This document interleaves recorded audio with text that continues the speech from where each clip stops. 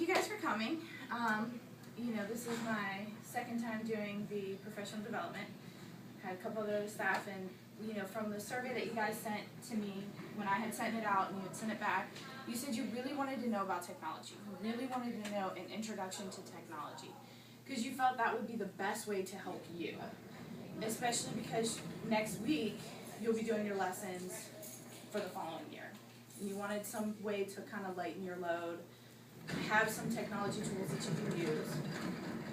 So the first one that I'm going to show you is Newsella, and that is you can adjust the reading level. I shared the Google Doc with you, so if you want to click on Newsella. So you know that our students are either extremely low or they are extremely high. And they fall all in the middle. Well, Newsella is has different articles, like current event articles, which would be great for you, Miss Davis, for history. Has current event articles, and for you, Miss Linda Mood, with the language arts. And you can adjust the reading level. So for the one child in your class who doesn't want to read anything or always says that this is too big words, you put too many big words in there, you can adjust the reading level lower. You can create an account for each class, so you can make like a class account. Once you've created the account, you can enroll students into it. And students can be assigned articles to read, and they also have quizzes at the end. And the quizzes are adjusted based on their reading level too. Many of the articles have questions aligned with the Common Core standards to assess students' comprehension. So that would be awesome for both of you because you're world history and language arts. So if you want to click on the YouTube video that's on the Google Doc, that will instruct you how to set up Newsella if you want to watch it together. Volume would help. Yeah. Do you need help with the volume? The kids are like, Decide the teacher. Fill out the information that is required. okay. You already have an account right now. After you sign in, you'll see in the upper left-hand corner your name. If you'll click on your name and go to your account, you can create a class. Notice I have already created a class for my 8th grade science. I'm going to show you the advantages of creating a class. When you're ready to create a class, type the name here.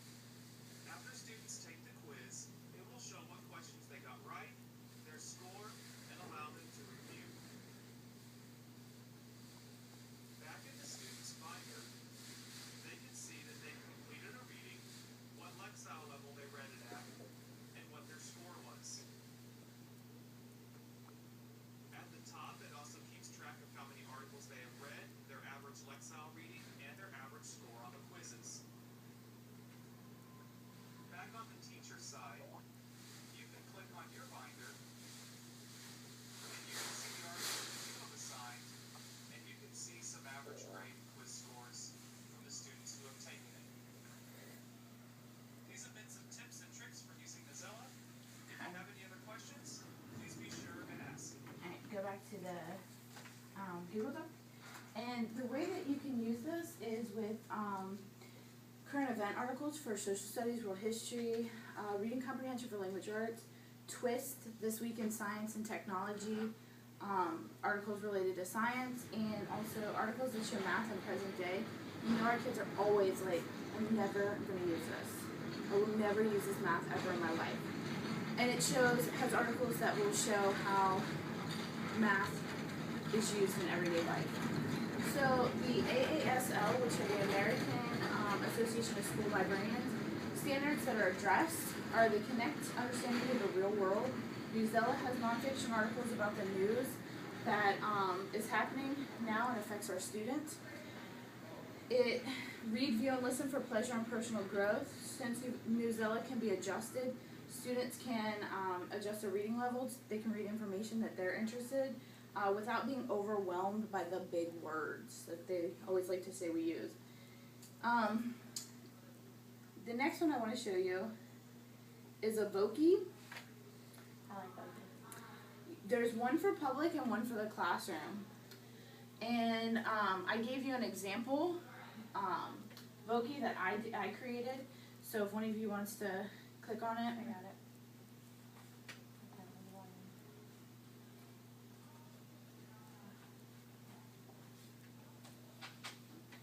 Vokies can be used by teachers as a substitute teacher. Students can use Vokies to do an online presentation, make historical figures come to life, and they can be added to other applications like Glogster. You can change clothes, add accessories, change their voice or use your own voice. So Vokies are just avatars that basically talks to the kids. You do sometimes have to put it phonetically. Mm-hmm. You do have to write it out phonetically because it might not say the word correctly. But the biggest concern with Voki, and it's very easy to sign up, I gave you directions on how to sign up, is that kids get caught up in making the avatar instead of what you would like them to be doing. Yeah. So that's one thing to, might want to give them, say, hey, you got 20 minutes to make your Voki, your avatar, and that's it.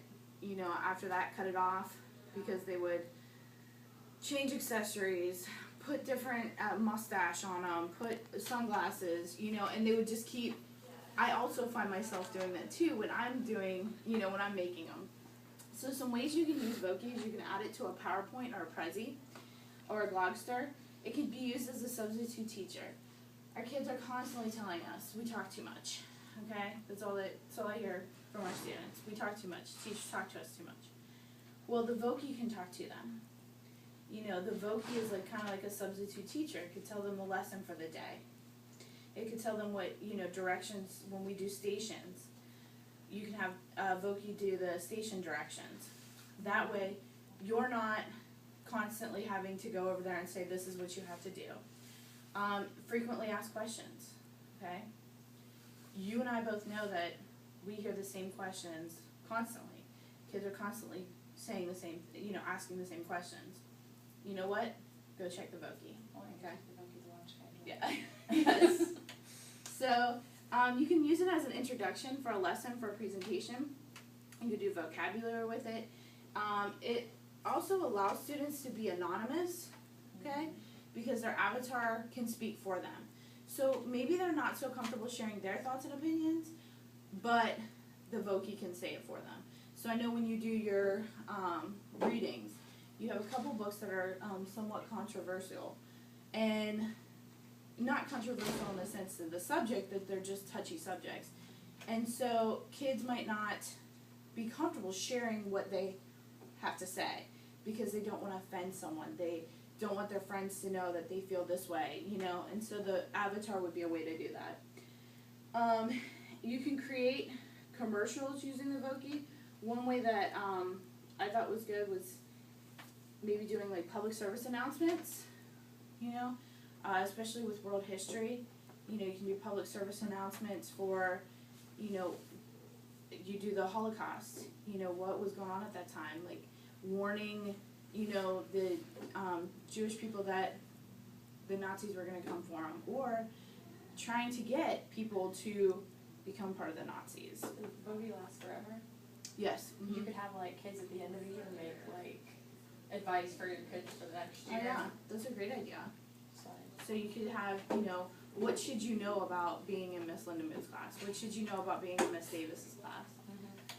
So the AASL standards, which is the American Association of School Librarians, you can use creative and artistic formats to express student learning, express personal learning. Students can use Voki, ThingLink, Logster, and Wikispaces to express their creativity. All of the websites can be changed and designed in whichever way the students like. Do you guys have any questions about the Voki? Question? Okay. So the next one is ThingLink. And ThingLink is pretty cool. Did you click on, okay, so that's my example. ThingLink is kind of like a poster. It's also similar in that way to Glogster, but it's a picture and then you can add tabs to it. So if you want to check out that's a YouTube video. And that's,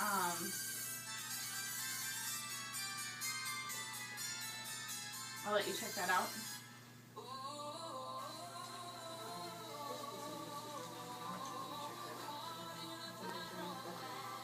Oh, Lady Gaga. YouTube a lot of the music. Because everyone works like French Revolution every day.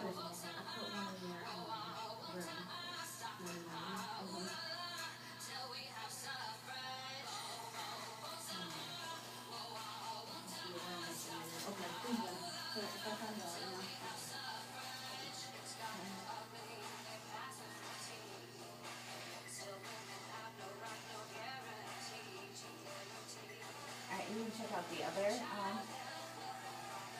And if you're interested in that video, it's they actually have a couple others that they do, and I use their French Revolution. yes, yeah. So you know what I'm talking about. They the best one was the Too Late to Apologize.